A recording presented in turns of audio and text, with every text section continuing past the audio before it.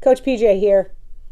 If you've ever had any trouble describing a situation, trying to help someone to understand the situation you're in, the position you're in, and you're trying to communicate a point to someone, sometimes it's about teaching or illustrating a point, and you want to keep it simple, and it's a complex topic.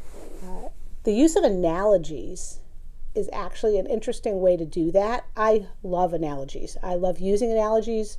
I love using them to demonstrate a point that can be difficult for someone to understand. Sometimes it's difficult because the concept's difficult. Other times it's difficult because the topic has a little bit more emotion attached to it, or has some volatility, and there's a little bit more involved in it, and you want to kind of take them out of that emotion and see it as the situation is, versus get hung up in the emotion of it and the people or the process or whatever's going on in that particular situation. So using an analogy really helps. Let me give you an example. I had a client that was trying to deal with a difficult person, and the difficult person was really upset because they didn't feel like they were being listened to. And that was a common theme that they continued to share. They felt like their opinions didn't matter. It felt like what they were saying was falling on deaf ears. It felt like they were being dismissed. Not necessarily by this person, but by the situation that they were continuing to be put in. And my client was trying to help this person understand that it wasn't about, not to take it so personally, but that's easy to say to someone, but it's hard to really get that point across, that it's about, not taking it personally. They really were listening and didn't want to take the other person's side, saying, I think they did hear you. They just didn't want to take action on it.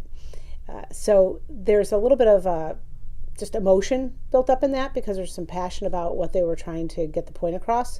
And if you've ever had someone who speaks louder or speaks a lot because they want to get their point across and they're not feeling heard or feeling listened to.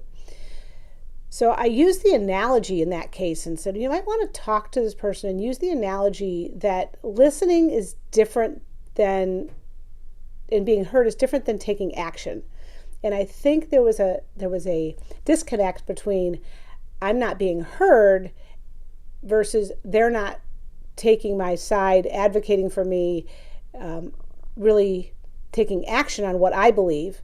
Instead, they're not taking action on it, and therefore I don't feel I'm being heard. So I said, why don't you use the analogy of weight loss? We all hear things like chocolate's good for you, or red wine's good for you, or dark chocolate's good for you, and your health, and weight loss, or your health, and what foods are good for you, what foods are not good for you. And sometimes we hear contradictory information, but just because we hear it and we actually know it doesn't mean we take action on it. And it doesn't mean we hear it any less, or it doesn't mean we don't understand what's being told to us. We choose not to take action on it. So if we have heard that red wine is good, one glass of red wine is good for our health, and other people would say, maybe that's not true. But it doesn't mean we don't know the fact exists and we haven't heard it before. It just means that the person on the receiving end, the person understanding that information, chooses not to do anything about it. And that's really what this person is experiencing, is that they're being heard. It's the action part is not happening. So that was an analogy that I used to help her see if she couldn't break through and communicate with this person and get them to see a different point of view from something that they were pretty emotionally invested in. Because when you use an analogy, helping to take that emotion out of it is a huge part of it. Another analogy that I use with a client is they had to completely 100% redo their technology in their office. And they had to redo it from the ground up. And there was a lot of complications in this as far as what could be moved, what could be reused, what could not be reused, when was it set up, just a lot of complexities in it. And because it was technology, it became a little bit harder because some of the terms and some of the The jargon was difficult. So I suggested that we use the analogy of building another house and building a house next to the existing house and thinking about, the wiring in the house. If you want to live in the house while you're building the new house, what can you bring over? What can you not bring over? And using the analogies of wiring, the analogies of locking the house, the analogy of furniture, of decorating, of punch list, all the analogies that go in with building a house. And they were way easier to understand. That said, well, when are we able to live in the house? Well, when we have furniture, when we have running water, when are we going to get the keys to the house? So all of those analogies oversimplified it and a very complex topic.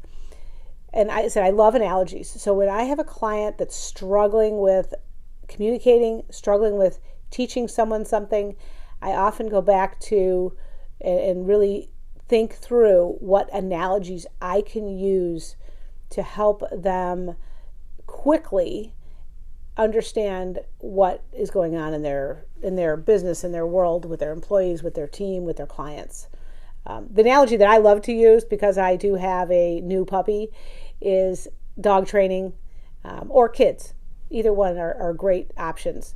And teaching that with consistency, teaching them with catching them at the point when they're, stopping them before they make some of the mistakes or continue to build bad habits, and the consistency that has to come. Those are great analogies. Dog training, house building is a great one, which I just talked about. There are lots of sports analogies that can be used as well. Base hits versus home runs. What are you swinging for? And we use them naturally in our world. It just happens that when you actually want to communicate something, it's a great way to make the point and make it easy.